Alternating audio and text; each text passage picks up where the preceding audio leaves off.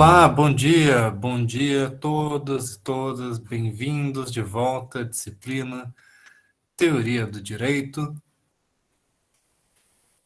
Hoje nós vamos fazer a ponte entre dois grandes temas da disciplina Teoria do Direito, que é a ponte entre a escola do jusnaturalismo, né, os nossos estudos sobre os autores do direito natural, e o juspositivismo. Então, essa é uma aula muito importante. Eu vou retomar aqui os conteúdos que a gente vinha discutindo antes sobre o contratualismo, um autor muito rico, muito interessante, como Jean-Jacques Rousseau, e a gente vai partir da nossa compreensão do direito natural para realmente se debruçar a entender quais eram as preocupações dos positivistas da formação de uma teoria do direito contemporânea voltada para o próprio direito, né? Afastando-se dos elementos tradicionalmente associados à moralidade, que era o tema mais comum no direito natural. Né? Antes de avançarmos nesses temas, vamos aqui destacar um espaço para as dúvidas, as perguntas de vocês. Eu sei que alguns de vocês já têm dúvidas sobre a disciplina, sobre a avaliação, questionário. Então, vamos abrir espaço para para esses questionamentos. Aisha, você gostaria de falar? Sim, professor, bom dia. Bom É, dia. é porque eu estava dando uma olhadinha nas questões e a quinta questão, ela falava para a gente pegar o realismo jurídico e diferenciar das demais correntes de estudo na teoria do direito. Aí eu fiquei meio confusa. Você poderia exemplificar quais correntes seriam essas que o senhor, no caso, está pedindo? Ah, legal. Não sei se você conseguiu ler os textos de Bob. Eu selecionei ali dois capítulos. E num desses capítulos, você vai encontrar a forma como Bob organiza, né, as diferentes correntes, estudos em teoria do direito, em teoria da norma. Uma corrente mais voltada para aquilo que a gente já estudou, né? O justnaturalismo, outra para o justpositivismo e outra ainda para o realismo jurídico. Na nossa disciplina, a gente não estudou e nem vai aprofundar essa escola chamada do realismo jurídico. Porém, é importante que a gente saiba definir e contrastar o realismo jurídico com essas outras correntes. Em outras palavras, o que tem de diferente? O que tem de especial? O que tem de específico do realismo que o diferencia do juspositivismo ou do justnaturalismo? Então, essas são três abordagens diferentes para se fazer teoria da norma jurídica e, em outras palavras, também a própria teoria geral do direito pode explorar essas diferentes áreas. Faz sentido? Ficou claro? Sim, sim, professor, ficou. Agora eu tenho uma outra dúvida em Diga. relação à questão 1. É porque, na verdade, é sobre a um. Ele fala sobre os critérios que a gente tem que identificar e diferenciar as normas jurídicas, certo? Na questão um. Sim, e qual a sua dúvida? É porque eu achei diferentes critérios que podem identificar e diferenciar as normas jurídicas. Tanto, só que alguns autores eles estabelecem alguns pontos de vista e uns acabam negando os outros. Aí eu queria saber se é por essa mesma linha ou eu estou indo por uma linha meio que errada. Ah, então você está percebendo que no direito a gente tem uma variedade muito grande de autores, de obras com diferentes perspectivas, né? Sim, sim. E quando a gente junta autores com diferentes perspectivas, nem sempre dá um casamento bom. É isso, é porque eu fiz uma pesquisa e aí eu identifiquei que alguns critérios, um falava uma coisa e o outro negava. Aí eu falei assim, alguma coisa não tá batendo muito bem. Aí eu queria saber se era isso mesmo, se era nessa lógica, ou o senhor quer alguma coisa que seja tipo no mesmo ritmo, no mesmo sentido. Então, como que você pode tratar essa questão, né? Destacando que existem diferentes correntes, diferentes perspectivas. Você pode citar os autores que representam essas diferentes perspectivas. Agora, é, com essa pesquisa que você está fazendo, você já consegue ver diferentes perspectivas ou você está percebendo contradições entre as diferentes posições? Por enquanto é só as contradições mesmo, os pontos de ideia de cada autor. Isso.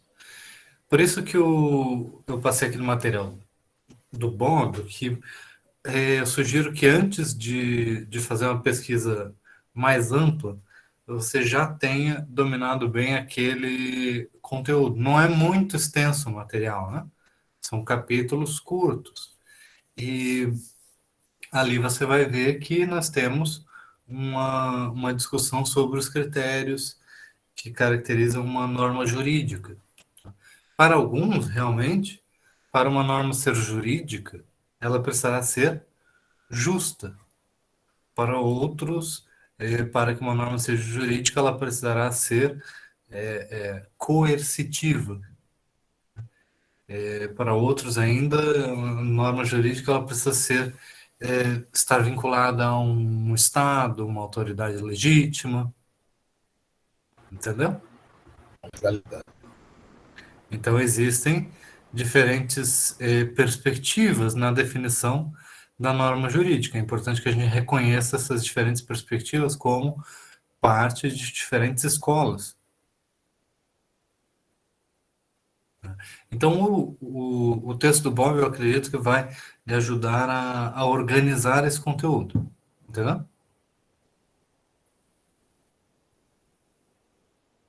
Entendi, tá certo. Obrigada, professor.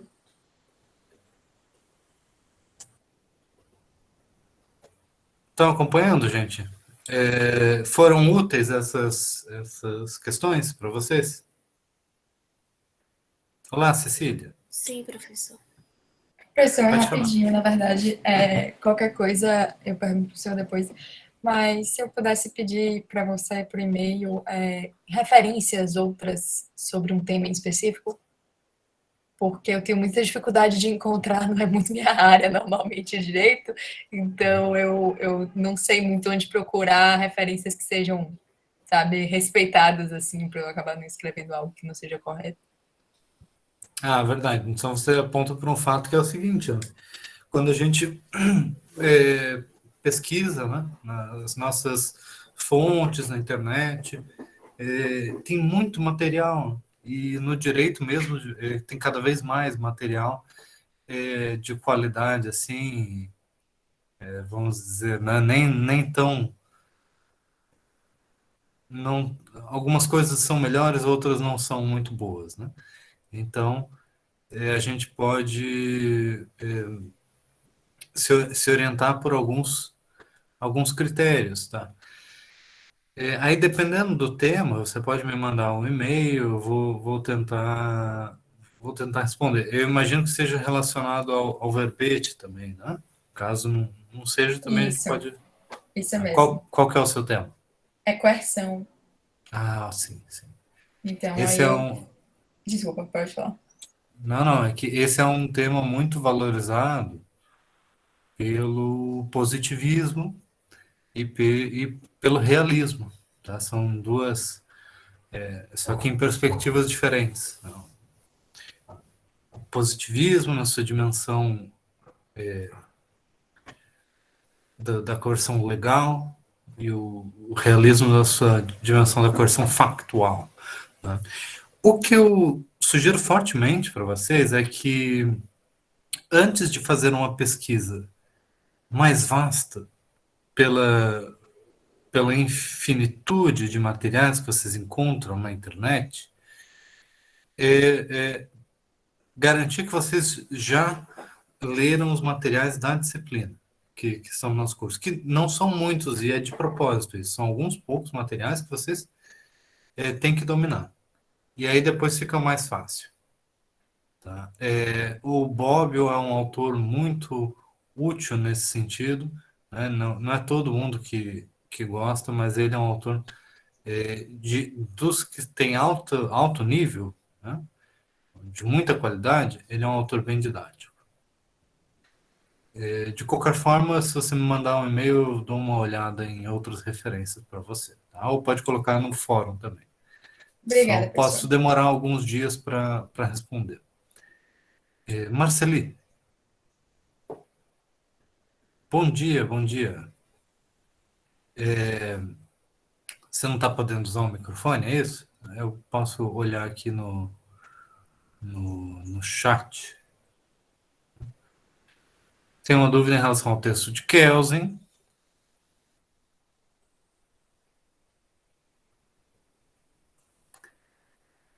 Kelsen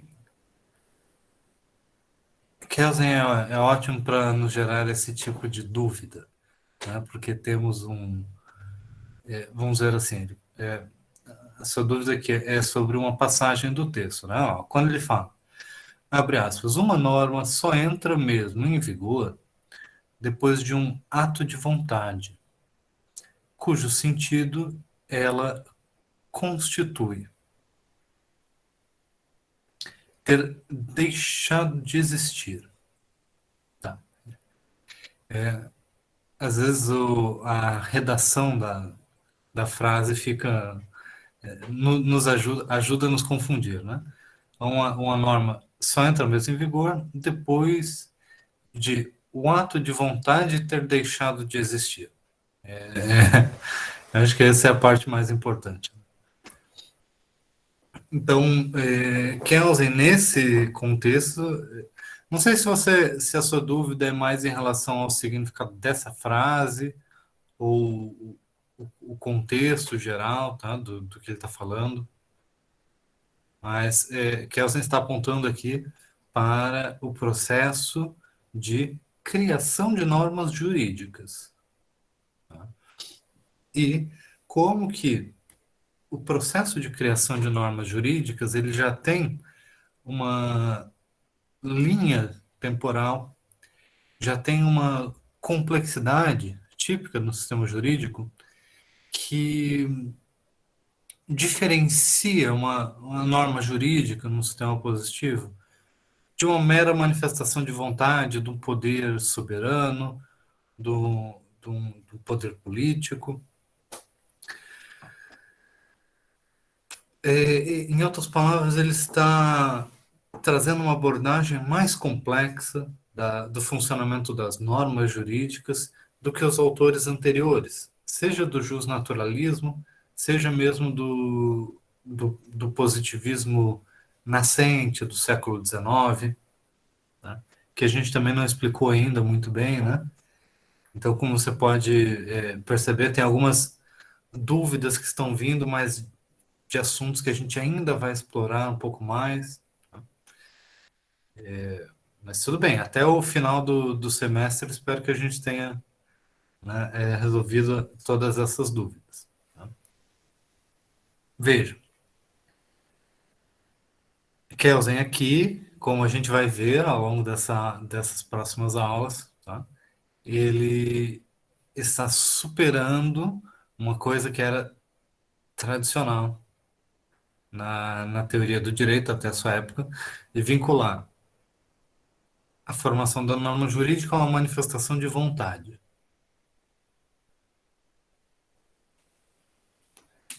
O que isso quer dizer? Né? Às vezes a gente olha para uma norma e pensa assim, qual que era a vontade do legislador, né? A sua intenção.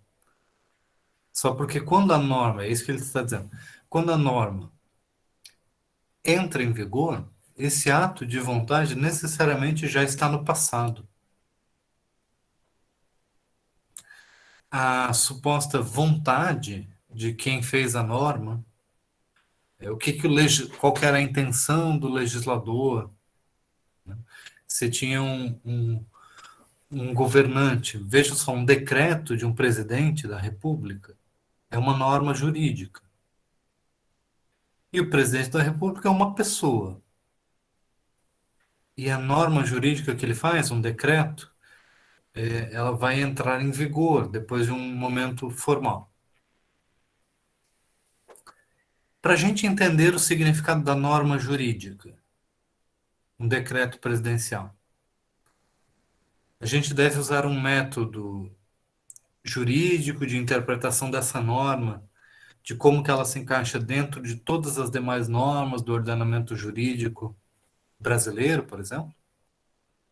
Ou a gente deve bater na porta do presidente e perguntar para ele, qual que é a sua vontade com esse decreto?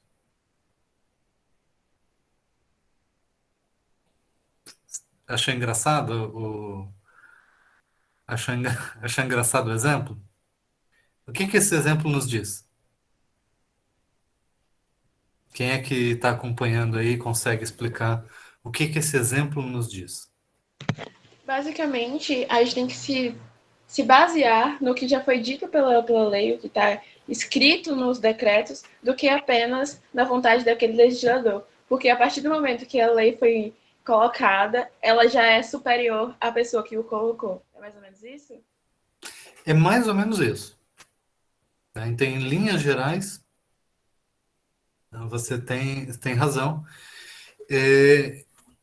O ponto principal é dizer que a vontade por detrás da norma, ela perde espaço, perde relevância.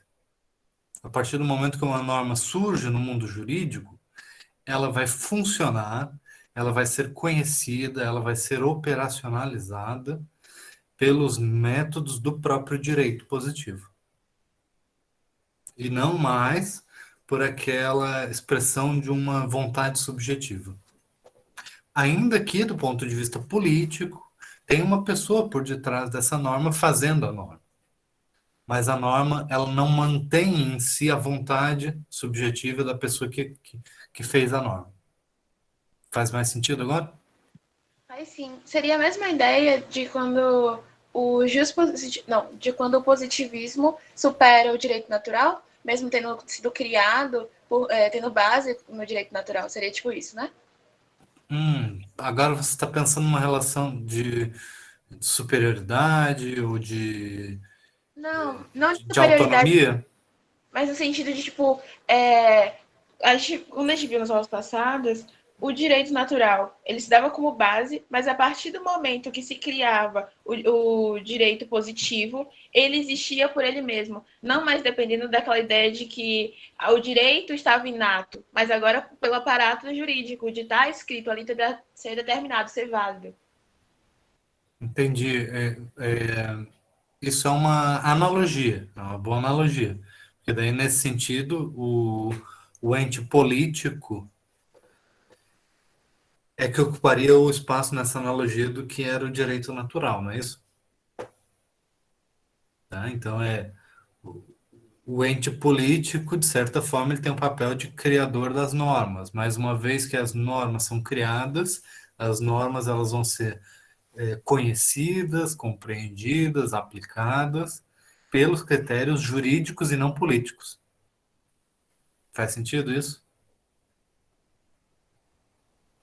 Então, nós estamos falando de uma teoria jurídica do direito, não uma teoria política do direito, não uma teoria moral do direito. Tá? Então, esse é o sentido do, do positivismo jurídico. Thaísa, Professor, Kelsen, ele fala sobre sentido subjetivo e objetivo.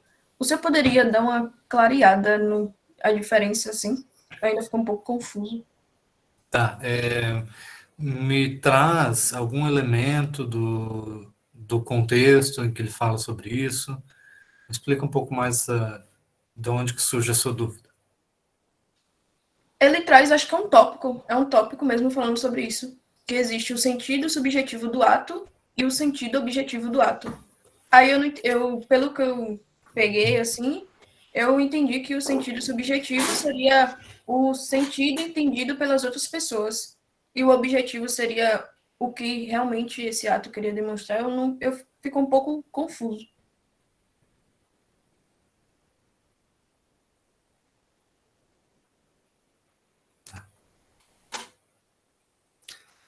Ele não vai esclarecer totalmente essa distinção, porque a gente ainda vai digerir o texto do Kelsen nas próximas aulas, né? Então, até a aula que vem eu vou solucionar todas as dúvidas desse primeiro texto. Aí a gente tem os 3 primeiros capítulos dessa obra para a gente se dedicar com mais vigor e mais atenção. Uma coisa importante que a gente tem que considerar aqui é que o direito, as normas jurídicas, vamos falar assim, as normas jurídicas, elas geralmente eram consideradas expressão de uma vontade, como a gente estava vendo aqui com a dúvida anterior. Tá? Então, vocês lembram de Hobbes, Thomas Hobbes? E de maneira mais geral, os autores contratualistas, a gente vai ter a ideia de um governo soberano, formado a partir de um contrato social. E as leis, as normas jurídicas produzidas a partir dessa sociedade civil, desse contrato, elas, de certa forma, são expressão de uma vontade de um ente soberano. Essa vontade importa, traz consigo a expressão de um poder político, tá? Que está associado a uma pessoa, ainda que seja uma pessoa fictícia, tá? A figura do Estado. Então, essa pessoa, o sujeito que dá o significado do conteúdo da norma, tradicionalmente. O que Kelsen está apontando é para o fato de que o direito ele tem uma autonomia que é diferente de outras áreas do conhecimento. Isto é algo muito inovador na sua abordagem, porque ele está pensando a teoria do direito como uma ciência, uma aplicação de um pensamento científico à análise do objeto de estudo, que é o direito, as normas jurídicas.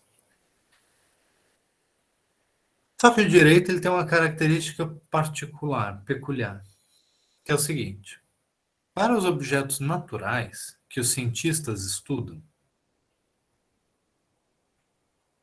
digamos que a gente vai estudar os insetos, a gente vai estudar plantas, ou a gente vai estudar a geologia, né, da Terra, os vulcões, qualquer objeto natural, o significado desses objetos naturais, eles, de certa forma, eles vão ser dados por nós, humanos.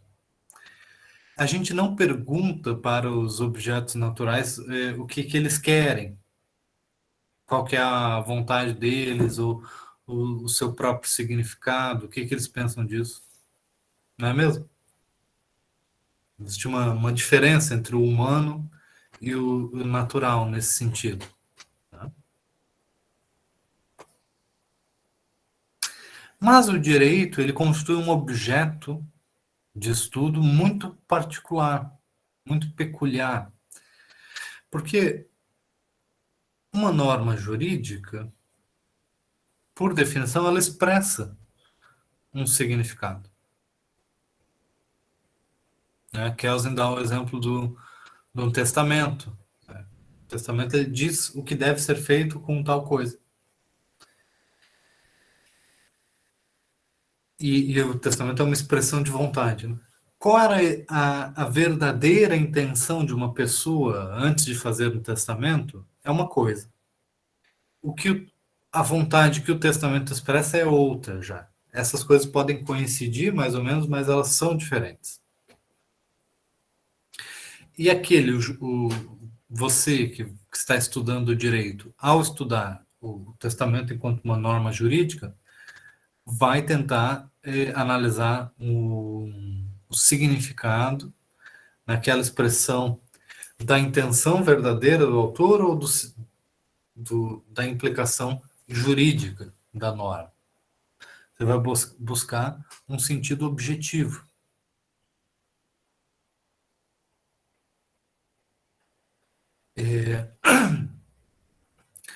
Você vai tentar construir o sentido da norma a partir da própria norma.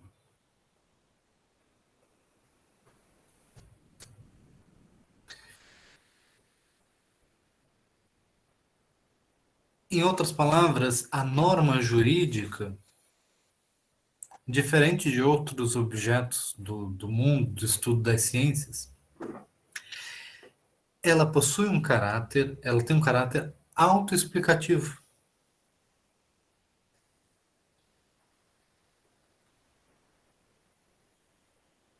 Está conseguindo entender?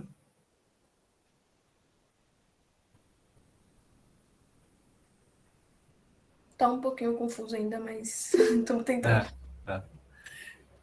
Então, as normas jurídicas, elas trazem uma explicação sobre o seu próprio significado. E um operador do direito, alguém que está inserido dentro de um ordenamento jurídico, legalmente, não pode ignorar essa dimensão autoexplicativa da norma jurídica.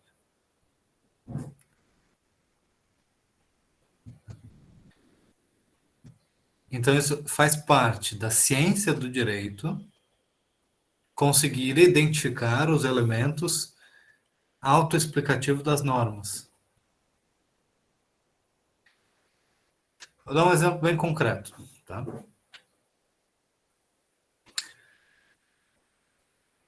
Uma das normas mais autoexplicativas que a gente tem no Brasil é o Código Tributário Nacional.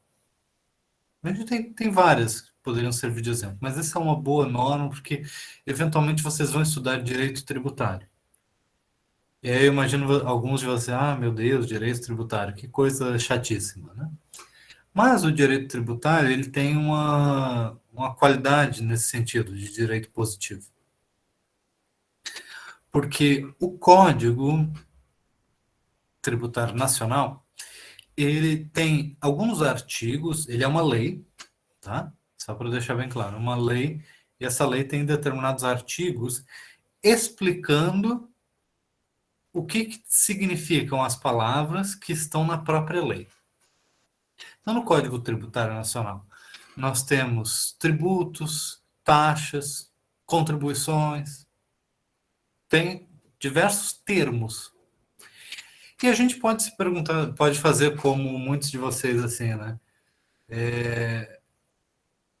O que é um imposto? O que é uma taxa? Como a gente diferencia imposto de taxa? A gente pode jogar no Google e pode procurar, certo? Mas no próprio texto da lei já tem lá a explicação. Então essa é uma explicação diferente de qualquer outra explicação. Qual que é a diferença entre a explicação que a gente encontra na internet e a explicação que a gente encontra no próprio código sobre a definição de imposto ou taxa? Tem uma diferença?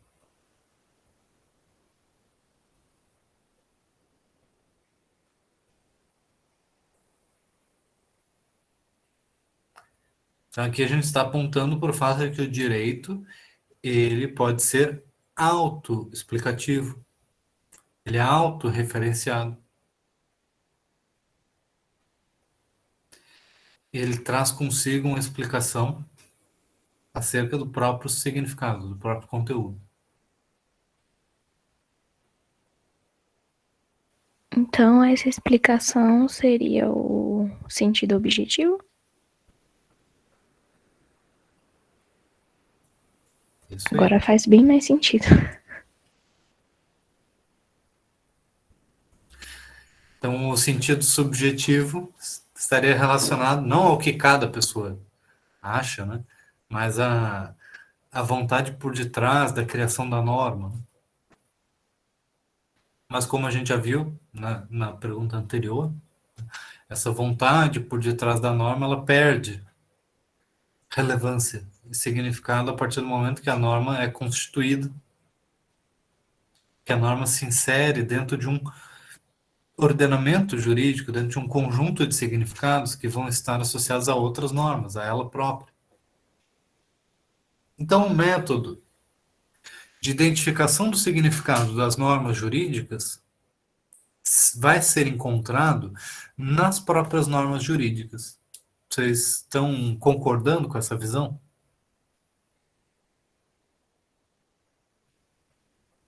Você pode repetir essa última fala? É.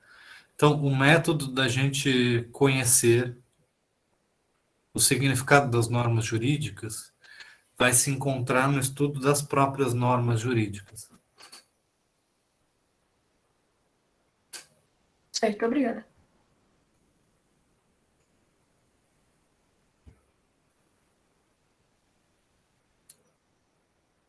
Aí eu perguntei o que vocês acham dessa abordagem. Faz sentido? A gente tentar entender o direito a partir do que as próprias normas dizem? Faz sentido. É possível pensar um direito em funcionamento, né? Um sistema legal funcionando, em que aqueles que estudam e aqueles que aplicam, principalmente aqueles que aplicam o direito, eles vão analisar o direito só com base no direito, só com base nas normas jurídicas?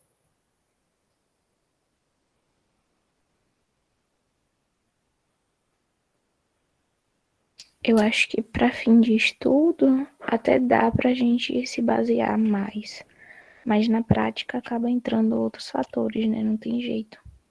O que seriam outros fatores e o que significa na prática?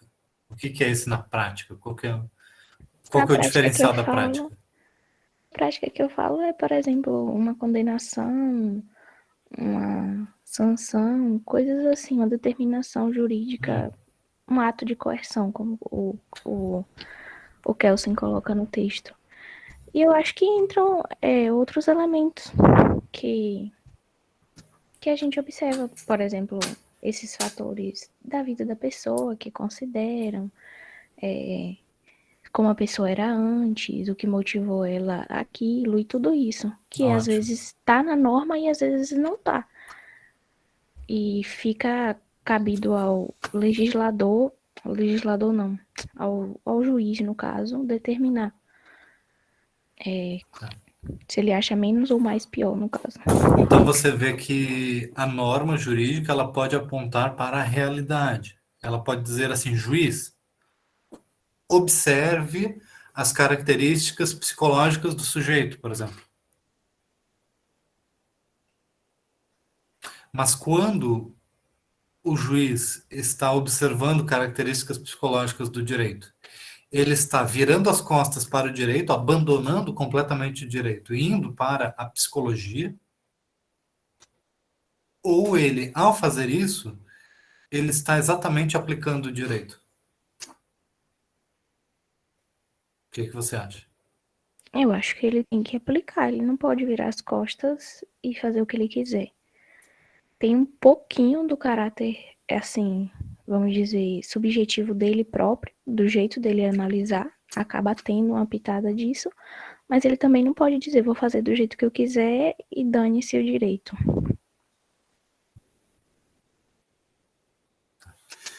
Então você concorda que os juízes eles devem seguir, né, as normas jurídicas? Os juízes, os policiais, todas as pessoas associadas ao funcionamento de um sistema jurídico. É isso? É, Agora, para voltar à minha pergunta original, a minha pergunta original é: a gente consegue imaginar um sistema jurídico que é operacionalizado na prática 100% dentro das normas jurídicas e deixando de lado outras coisas? não. Por que não? O que te faz dizer não? Eu acho que a gente é ser humano, nunca dá pra ficar 100% regradinho ali, seguindo as normas exatamente. E quando a gente coloca na mão de uma pessoa uma decisão, ela acaba, assim, pensando e sendo subjetiva com o ponto de vista dela, com a visão de mundo dela, não tem jeito. Mesmo que ela tenha normas a seguir, por exemplo, um juiz pode estabelecer uma pena para o tanto de anos, claro, dentro do que as normas permitem, que ele achar, claro, dentro da visão toda dele, ele não vai fazer isso arbitrariamente, mas de qualquer jeito tem um pouco da vontade dele, tem um pouco da visão de Sim, mundo dele. você toca num ponto que é muito importante, a teoria do direito, a teoria positiva do direito, ela reconhece essa dimensão humana. As normas, elas não andam por aí na rua sozinhas, por conta própria. Elas não têm pernas, elas não têm braços. As normas jurídicas, elas não têm vida senão através da intervenção humana. Então, os elementos subjetivos que você está apontando para a concretização das normas, para a aplicação do direito, para a interpretação, o fato de que sempre vai ter um sujeito interpretando e aplicando a norma, e que o sujeito, então, vai fazer diferença entre um e outro, né, na sua forma de interpretação. Isto, na perspectiva de Kelsen, não é contraditório com aquele ponto que eu estava mencionando antes. Porque é importante aquilo que você destacou, que é que a pessoa tente agir dentro da moldura estabelecida pelas normas jurídicas. Essa intenção do operador do direito de se manter dentro da moldura da norma jurídica é a coisa mais importante para o positivismo jurídico. Então, até aí, as coisas que você está falando, Alana, de certa forma, se encaixam dentro do positivismo. Sim, eu não estou refutando o positivismo, não. Vou dar um exemplo. O que seria virar as costas para a norma jurídica e ir para outra área do conhecimento humano, aí sim rejeitando o positivismo jurídico. Dizer, por exemplo, esta lei claramente, não só a lei, mas a norma jurídica entendida dentro do ordenamento jurídico de um determinado país, claramente determina tal coisa. Pode dizer assim,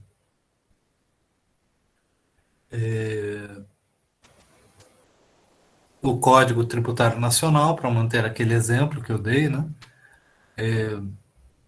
determina que você tem que pagar tanto de imposto, de renda ou de consumo de qualquer coisa, em um determinado momento.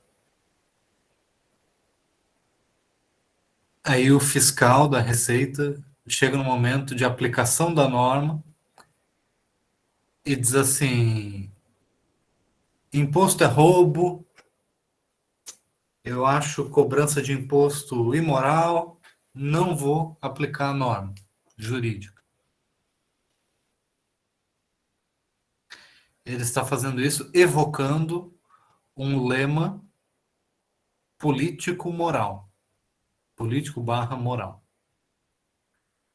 Ele está dizendo que ele tem uma convicção moral ou uma convicção política que é contrária ao significado, à expressão, ao comando da norma jurídica.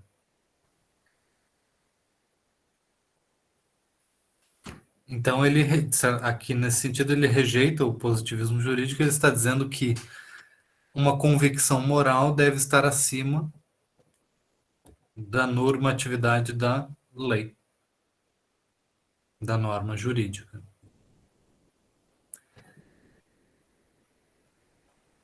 Essa conduta não tem espaço dentro do positivismo jurídico. Mas algumas condutas parecidas com isso, nesse sentido, que o meu exemplo está um pouco exagerado, mas vocês conseguem visualizar algum exemplo semelhante de alguém que evoque o justnaturalismo,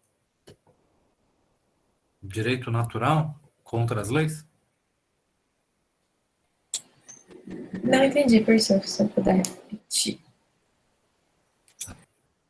Eu estava tentando dar um exemplo do que seria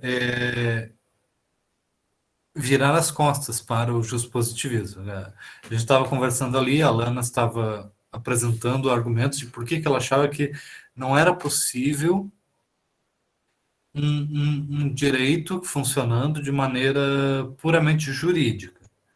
Ela apresentou alguns pontos e aí eu argumentei que os pontos que ela trouxe ainda assim se enquadravam dentro do positivismo. E aí eu estou tentando trazer um exemplo do que não se enquadra dentro do positivismo. Não se enquadra dentro do positivismo uma pessoa que diz assim, por exemplo, um juiz que diz assim: as leis claramente dizem para fazer tal coisa, mas a justiça natural fala diferente. Então, em vez de seguir o que as normas determinam, eu vou seguir o meu senso de justiça natural. Esse é um exemplo mais claro.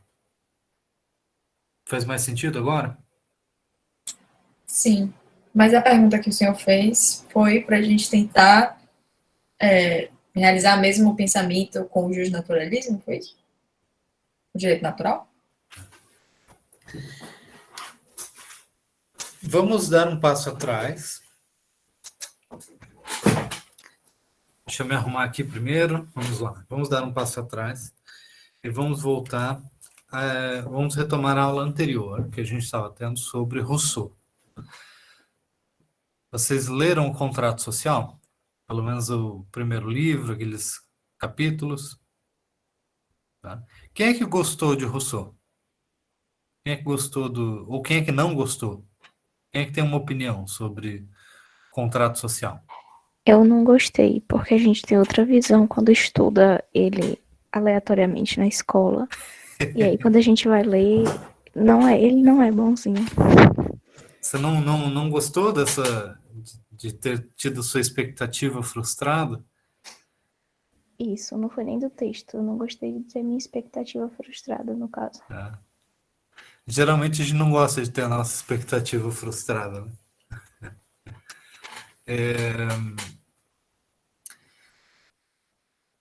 Qual que é o problema? O que tem ali o que Rousseau traz? Qual que é o seu argumento principal?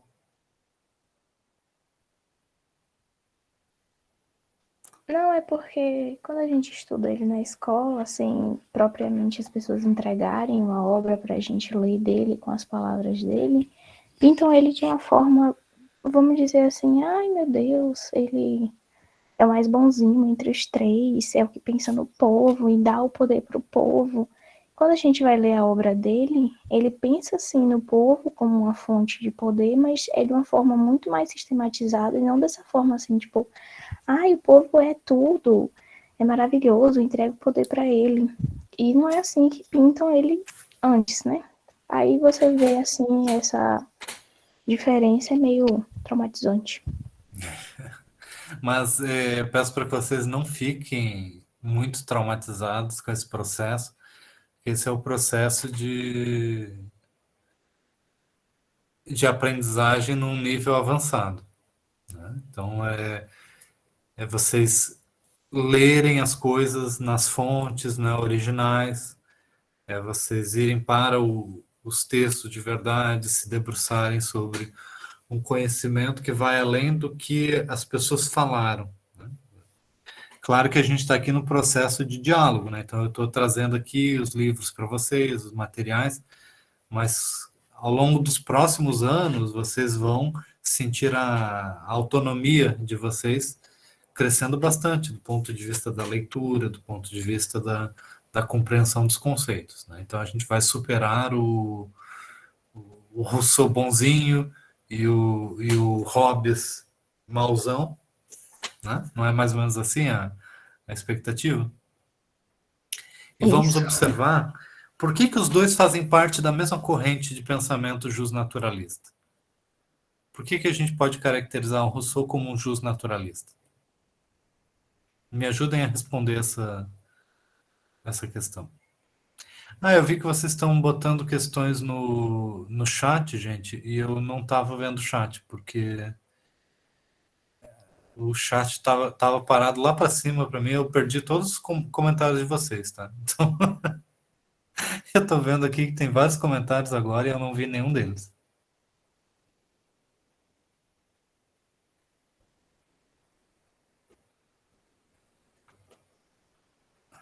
Deixa eu ver aqui, ó, tem um monte de... Agora que eu parei para olhar aqui os comentários, tá? Por isso que eu peço para que vocês usem o microfone, né? Não é para deixar ninguém constrangido, não. Mas é porque realmente eu não consigo ver todas as perguntas. Totalidade, contexto. Agora eu já nem sei mais o que cada comentário significava. Marceli, pode falar. Não, professor, eu tenho uma dúvida, mas pode concluir essa parte, depois eu pergunto. Só vou deixar minha mãozinha aqui para fazer uma fila. Tá. Para a gente entrar na fila, né? Deixa eu ver só uma. Tá. Por que eu estou dando um passo atrás? Tá? Para a gente retomar Rousseau, para a gente entender bem os justnaturalistas, tá? É que a gente precisa entender Kelsen e os justpositivistas a partir do contraste com os justnaturalistas. Tá? Kelsen vai ser muito complicado de vocês entenderem tudo que ele quer dizer se vocês não entenderem bem o que vinha antes de Kelsen. Tá? Por isso que eu estou dando um passo atrás. E isso, inclusive, entra em sintonia com outras dúvidas que vocês estavam tendo, que vem da busca por materiais na internet, que vem da busca de respostas mais rápidas, que é o seguinte: se vocês quiserem já as respostas agora, sem ter entendido bem os conteúdos mais básicos, essas respostas não vão significar nada. Então, o fato de que vocês têm que passar 5 anos na universidade, não é por acaso, não é porque demora 5 anos para conhecer todos os conteúdos. A gente podia comprimir o curso de Direito em 2 anos, mas isso não ia dar tempo, não de abordar todos os conteúdos, não ia dar tempo da gente digerir todo o conteúdo, entender de verdade. Tá? Então, eu peço para vocês um pouquinho de paciência também nesse sentido, tá? De que vocês primeiro precisam dominar bem os textos da própria disciplina. Se preocupem com isso. Então, voltando a Rousseau, voltando aos justnaturalistas, tá? Por que a gente pode chamá-los de teóricos do direito natural? Porque eles colocam como fundamento do direito a justiça. Tá? Bem sinteticamente. Fundamentos do direito, uma ideia de justiça.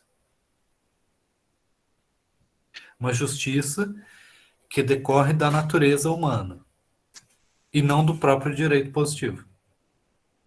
Então, existe um conceito de justiça que independe do direito positivo.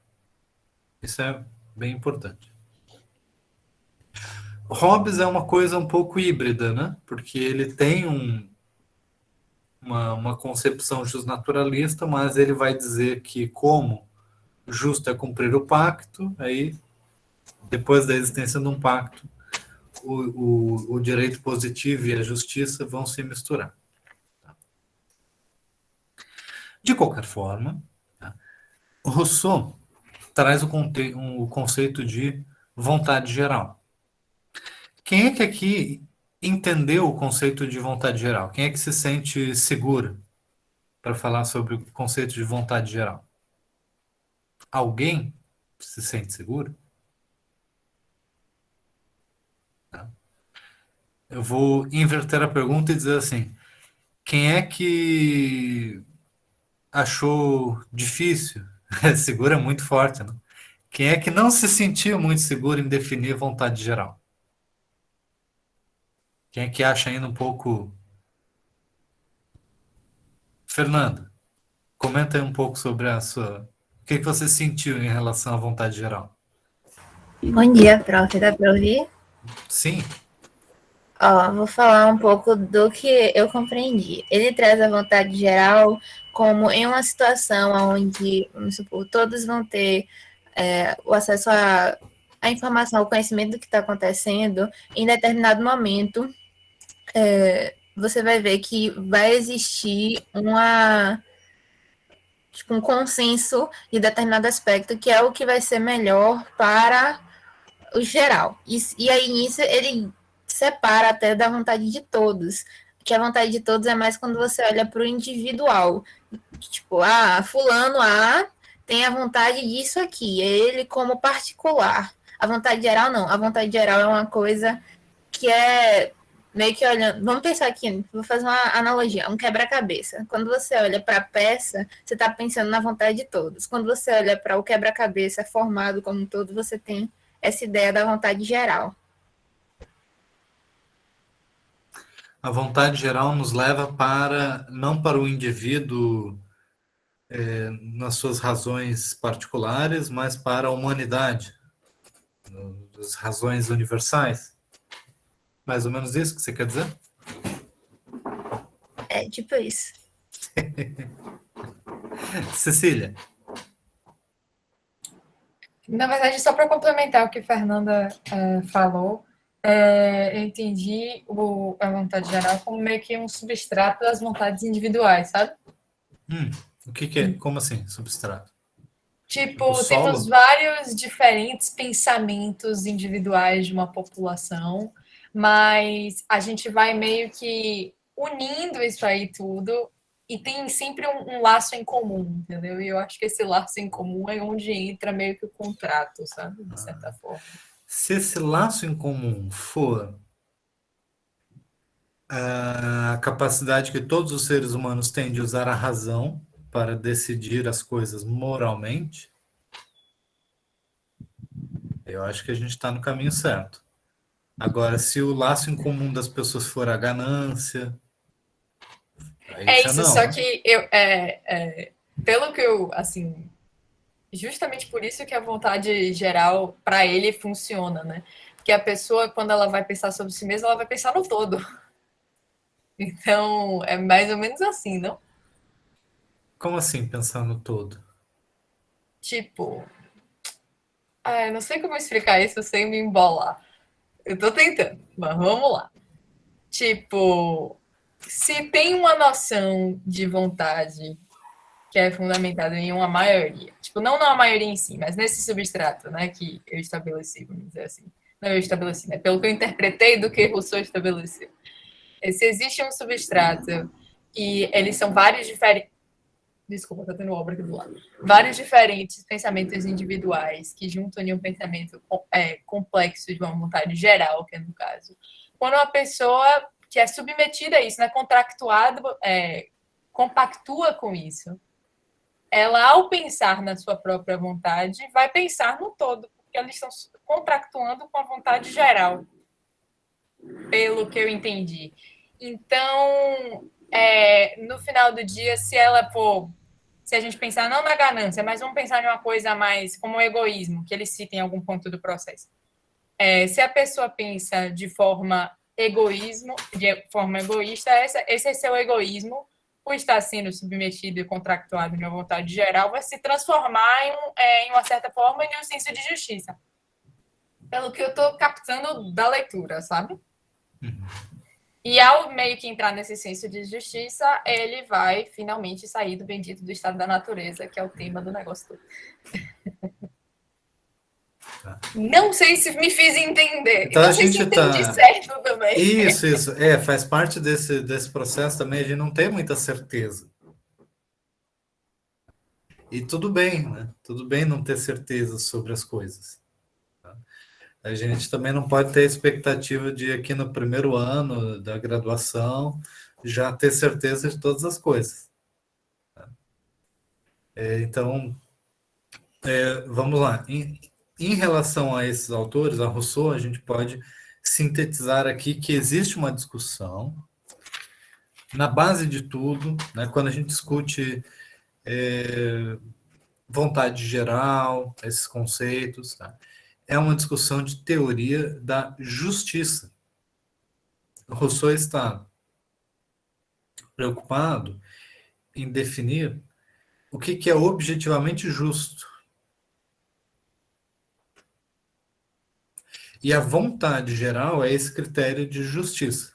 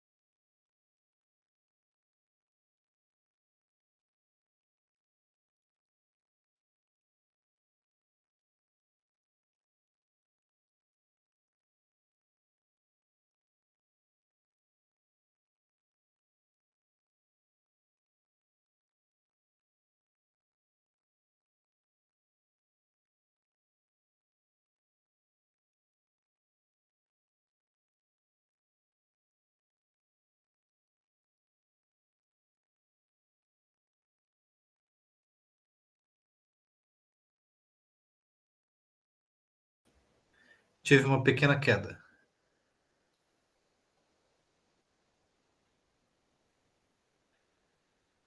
Estamos Bom, te ouvindo. eu acho que agora estão me ouvindo, né? Eu acabei saindo e entrando de novo.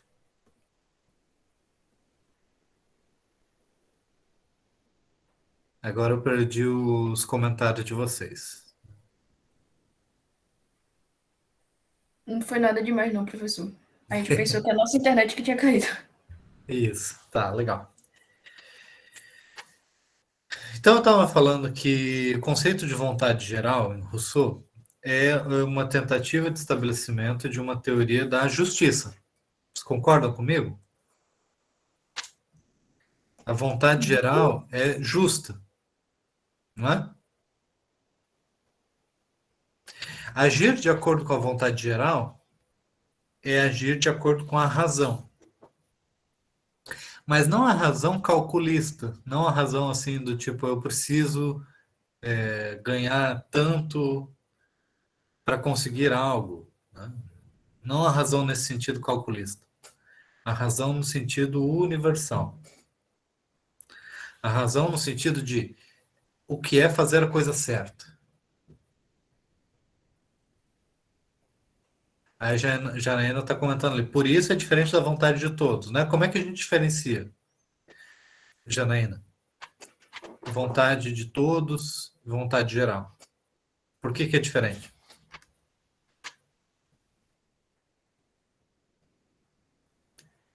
Quem sabe você nos ajuda, porque não é todo mundo que entendeu isso.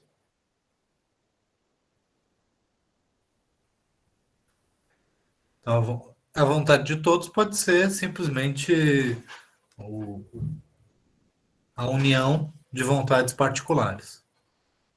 Vontade geral é diferente de vontade particular, no sentido de que a vontade geral ela é voltada para o geral. Ela é voltada para a humanidade como um todo. Ela é baseada num senso de igualdade. Tá? E no individualismo, você não vai pensar voltado para o gênero humano. Vai ser voltado para o seu próprio benefício. Tá? Só uma coisa aqui.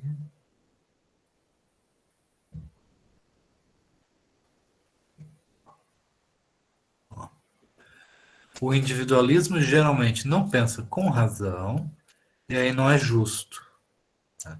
Então vejam essa conexão que você está fazendo entre justo,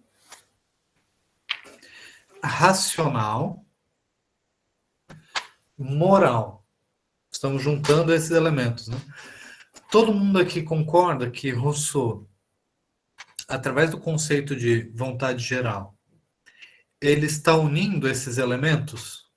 Justiça é igual a um agir racional, que é igual a um agir moral. Estão acompanhando? Então, a moralidade vai ter um fundamento na razão. A justiça vai ter um fundamento na razão. Como que você garante que você vai estar agindo com a razão? O critério é a igualdade. Se o seu agir, ele é válido para todos. E como que você estabelece a igualdade? Né? Através da lei. Tá bom?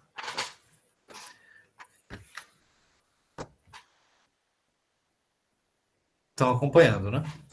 Então, a lei positiva, para que ela serve? Na teoria de Rousseau. Para Para que, garantir para garantir? a igualdade. Para que a gente quer garantir a igualdade? A igualdade, né, ela é garantia de um agir racional. Da justiça. Percebeu a conexão? Para garantir a vontade geral. Né? Garantir que as pessoas ajam de acordo com a vontade geral. Então vejam, as leis positivas, elas servem para alguma coisa, né? Elas servem para quê? Então, repetindo.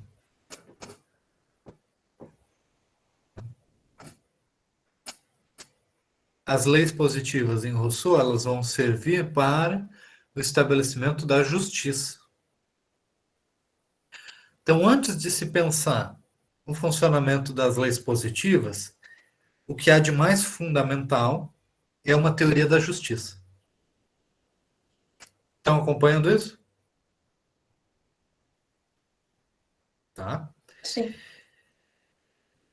Então, na perspectiva de Rousseau, para entender bem da aplicação de uma lei, você precisa entender bem antes o quê?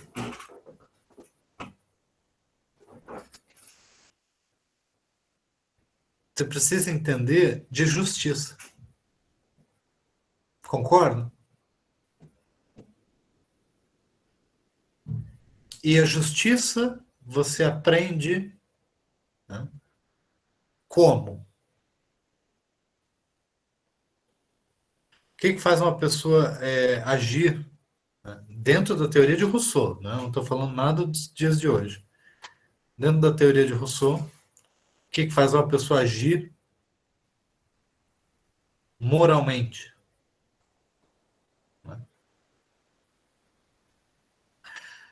A Janaína fala que é a igualdade. Tá? Mas a igualdade, ela precisa primeiro ser estabelecida de fato para que as pessoas consigam agir moralmente?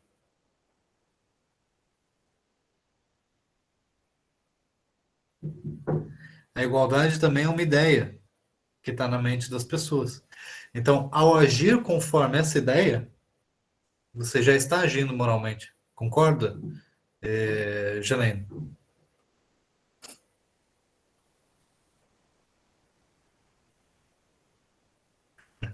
Complexa? Por quê?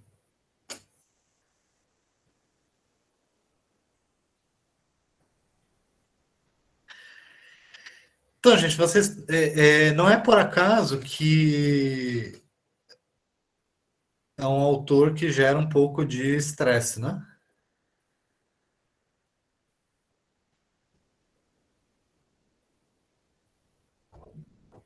Não é óbvio.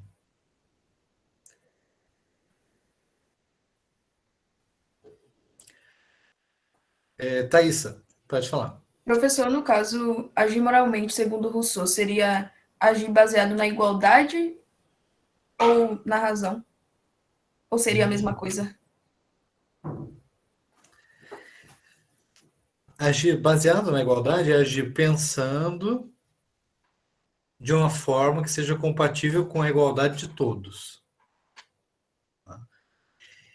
E esse é justamente o critério do pensar e do agir racional.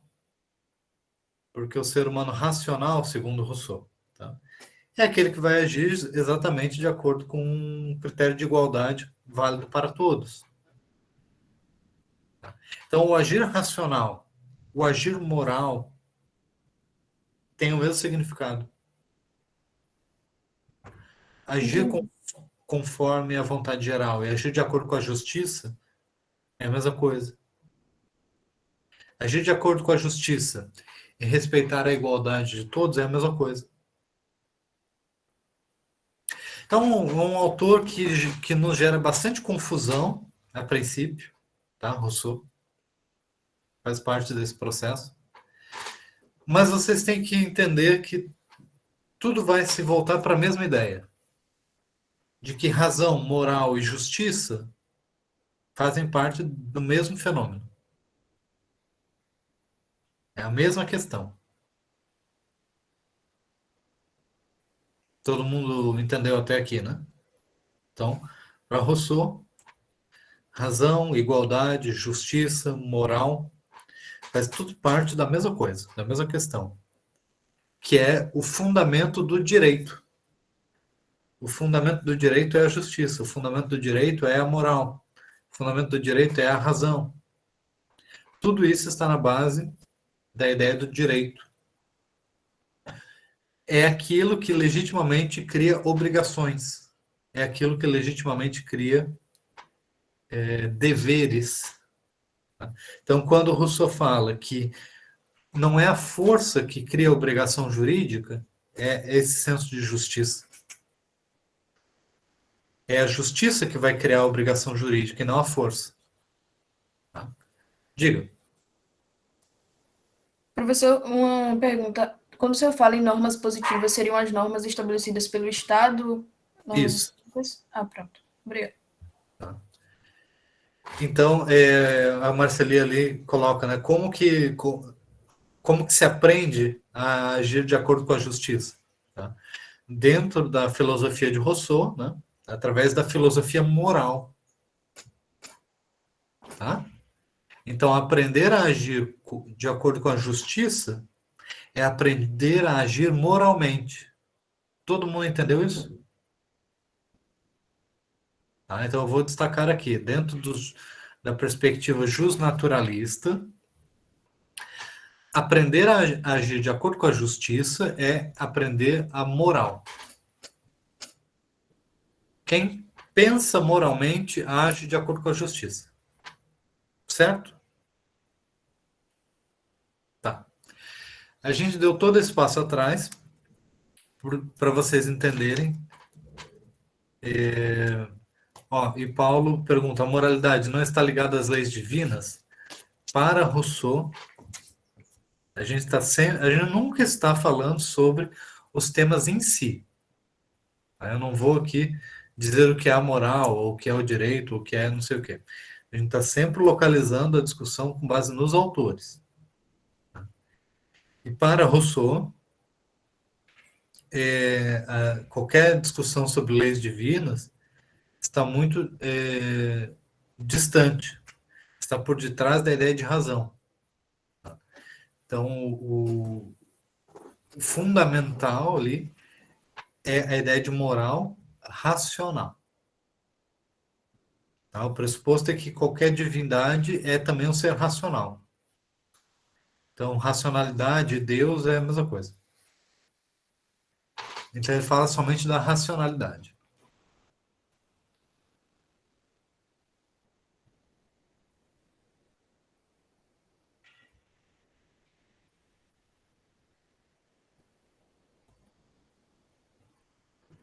Tá, então Camille ficou na dúvida se é a racionalidade que faz a pessoa agir segundo a moral. É. Agir moralmente é agir racionalmente. Agora, o que faz a pessoa agir segundo a moral? Está querendo dizer no sentido de obrigar a pessoa a agir moralmente? Ou fazer a pessoa concluir isso? Não, foi porque quando o senhor falou dessa parte da moral e da justiça e tal, você falou assim, o que faz uma pessoa agir moralmente? Aí o povo no chat ficou falando, a gente ficou discutindo se era racionalidade ou vontade geral. Aí eu queria saber qual foi o veredito. Tá, E aí a ótimo. racionalidade. Não, veja você, racionalidade e vontade geral. Consegue ver a conexão? Vontade geral é uma outra manifestação da racionalidade. Mas a racionalidade no sentido geral, não naquele sentido instrumental, de cálculo. Tá? É isso. E aí, qual que é o papel das leis ali? É fazer com que todos sigam a mesma racionalidade. Fazer com que todos obrigatoriamente ajam de acordo com a moral. Tá bom? Enquanto que no estado de natureza, a pessoa podia agir de acordo com a moral ou podia também agir de acordo com seus próprios interesses particulares, numa sociedade bem elaborada, né, as leis devem forçar as pessoas a agir moralmente. Todo mundo entendeu isso até agora, né? Agora vamos dar o salto para a gente concluir os nossos estudos sobre o justnaturalismo e adentrar no justpositivismo. Tá? Dentro da perspectiva justnaturalista,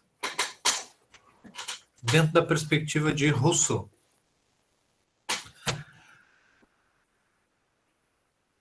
o juiz, né, ele pode deixar uma expressão da lei, né, ele pode deixar a lei de lado para aplicar a justiça?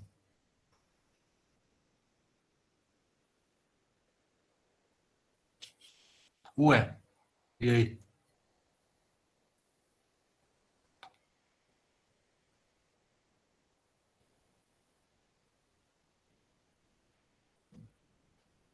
Sim ou não? Eu acho que sim, mas seria um pouco contraditório, porque se as normas surgem para que a pessoa aja de acordo com a justiça, por que ele seria contra as normas para garantir a justiça? Ótima questão, ótima forma de colocar a questão. Tá? Se as normas positivas surgem para garantir a justiça, em que situação que você pode deixar a norma de lado para garantir a justiça? Né? E aí, vamos voltar a um ponto que está dentro da obra de Rousseau. Digamos que tem um governante que faça um decreto.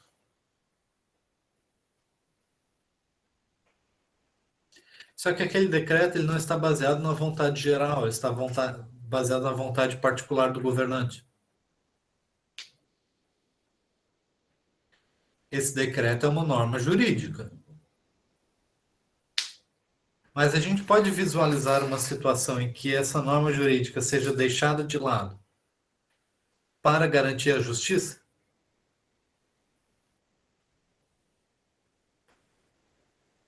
Nesse caso desse decreto não levar em conta a justiça, a vontade geral, sim, né? Ah, então você está vendo que existe um critério. Mas no caso fica confuso, porque, tipo assim, as normas, esse soberano, ele só deveria fazer as normas para garantir a justiça. Então, se ele não garante a justiça, ele não está contra o contrato? Isso. Isso aí tá como se fosse um falso soberano. Exato, ele já está contra o próprio contrato. Isso, isso.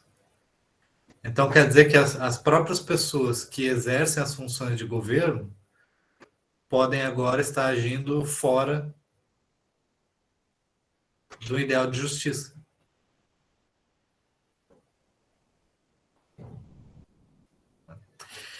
Então, a teoria de Rousseau nos traz um critério para avaliar a justiça das próprias leis. Entenderam isso?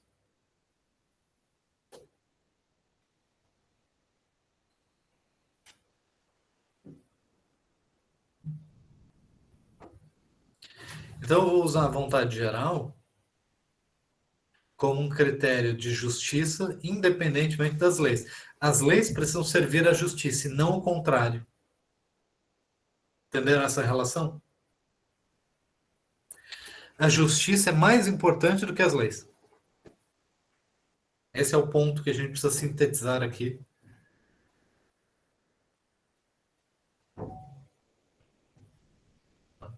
Então, pode ser que uma lei seja baseada não na vontade geral, mas na vontade particular. Seria uma situação excepcional. Aí ela não é lei de verdade, nesse sentido moral. Aí ela não gera obrigação. Porque a obrigação jurídica, ela vem dessa vontade geral.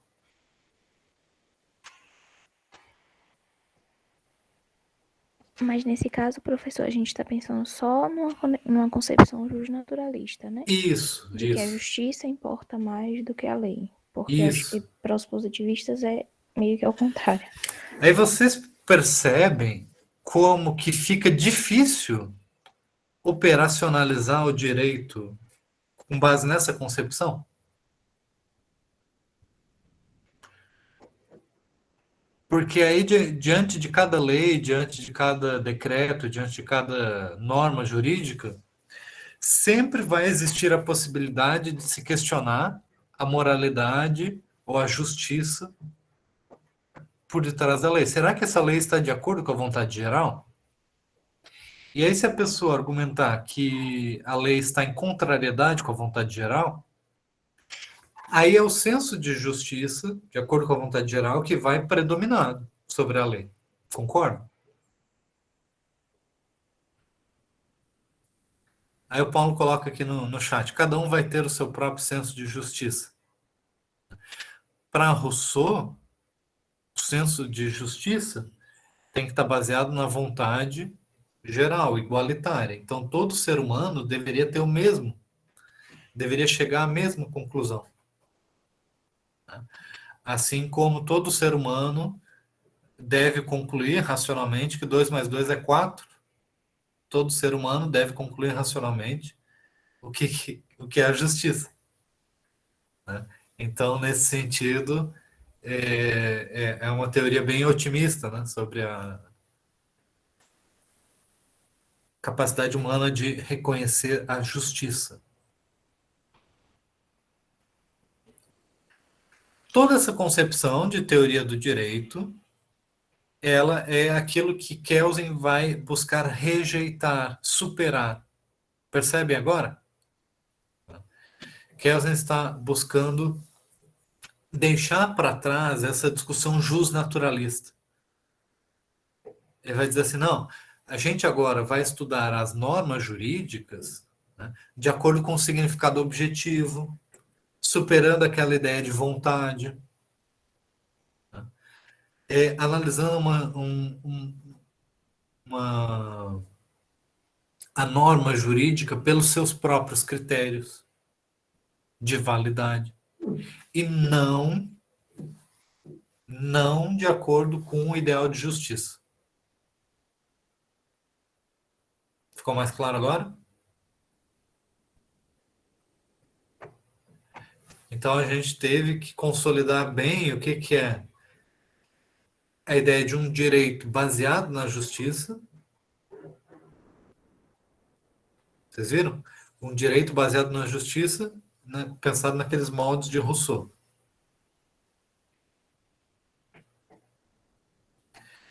E Kelsen é um autor, junto com outros, né, que está sugerindo que se desenvolva uma teoria do direito não baseado na justiça. Baseado o quê? No próprio direito. Tá? Então, você tem normas jurídicas sendo analisadas na perspectiva das normas jurídicas. Faz mais sentido agora?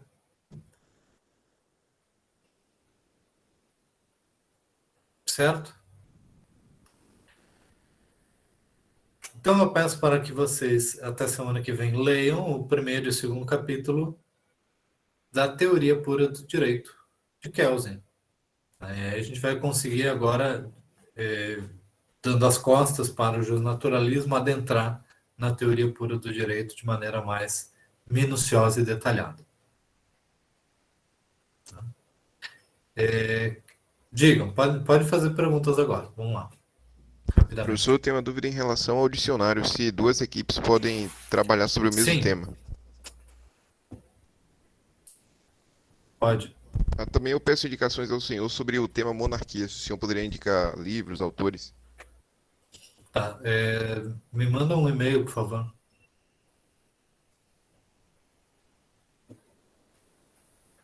Ô, professor, minha dúvida é em relação ao texto de Kelsen, mas no sentido, tipo assim, é porque no livro ele fala sobre o dever ser, tanto no sentido subjetivo do ato de vontade, quanto no sentido objetivo. Eu entendi a parte do sentido objetivo de que um ato de vontade tendo um dever ser no sentido objetivo vai ser uma norma, beleza. Só que eu não entendi como seria um ato de vontade tendo um dever ser como sentido subjetivo. O senhor pode explicar?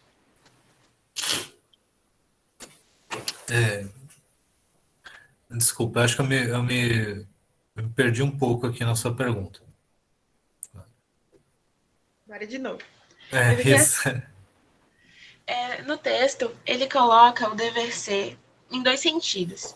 Ele Tá. cita que um ato de vontade, tendo o dever ser como sentido objetivo, vai ser uma norma. E essa parte eu entendi.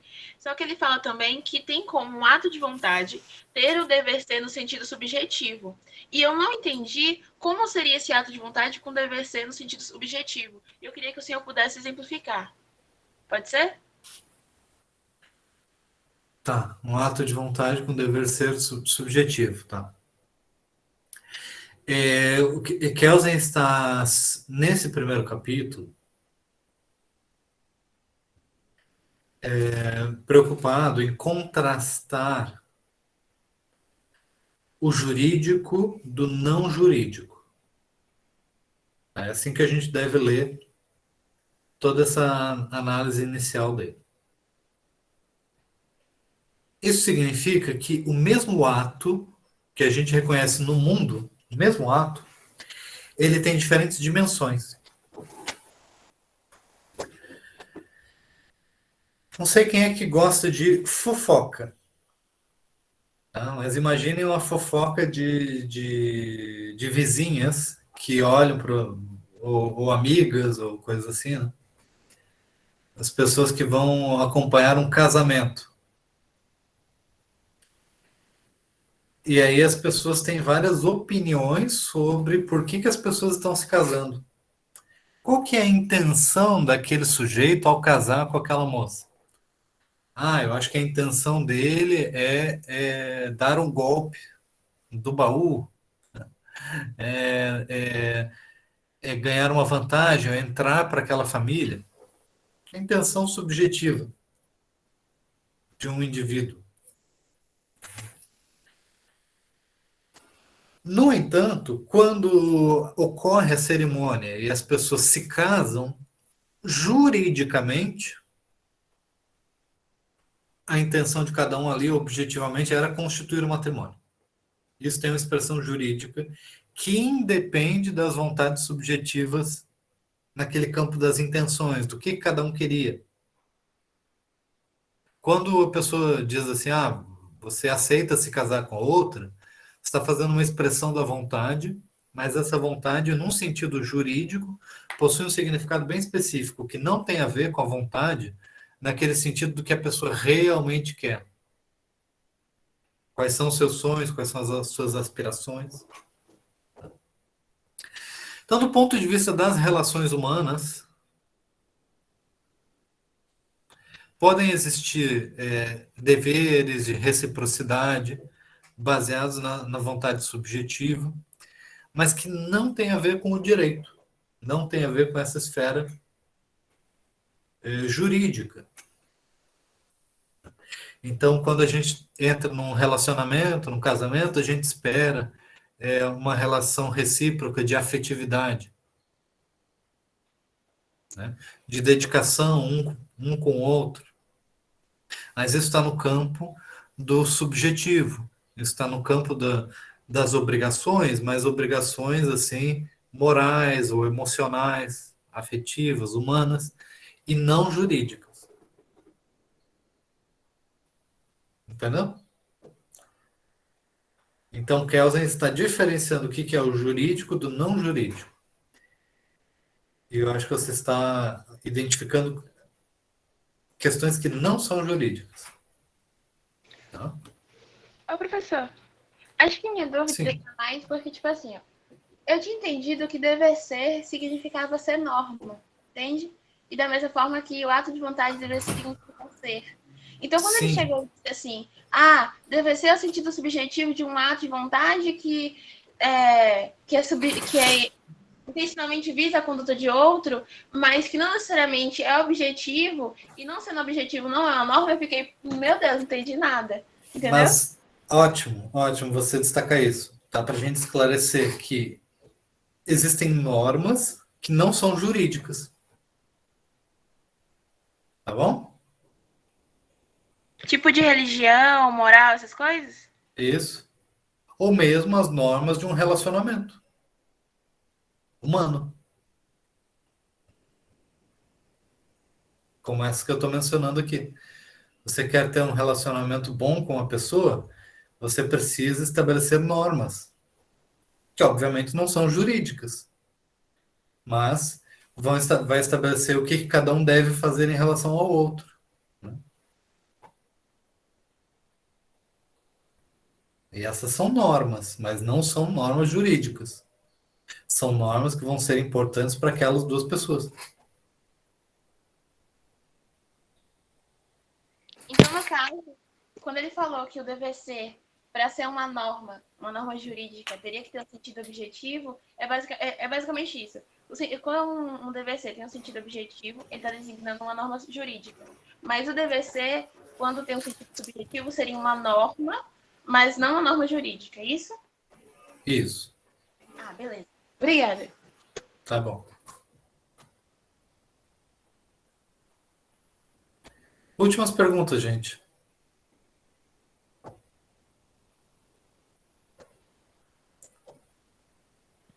O professor, Sim. o senhor falou que a justiça seria mais importante que a lei.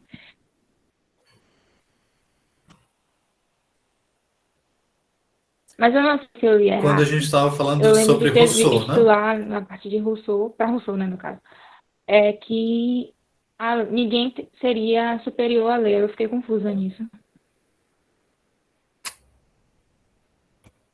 Isso. Sim. Por que você ficou confuso? Quando você está falando de ninguém seria superior à lei, mas a justiça não é pra uma mim, sei lá, pessoa. seriam coisas da força, mas não sei.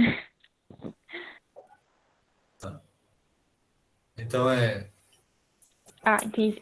entendeu o ponto? Obrigada. Entendeu o ponto? A justiça tem a ver com todos. Entendi. Por isso que as duas coisas fazem parte da mesma ideia. Aisha?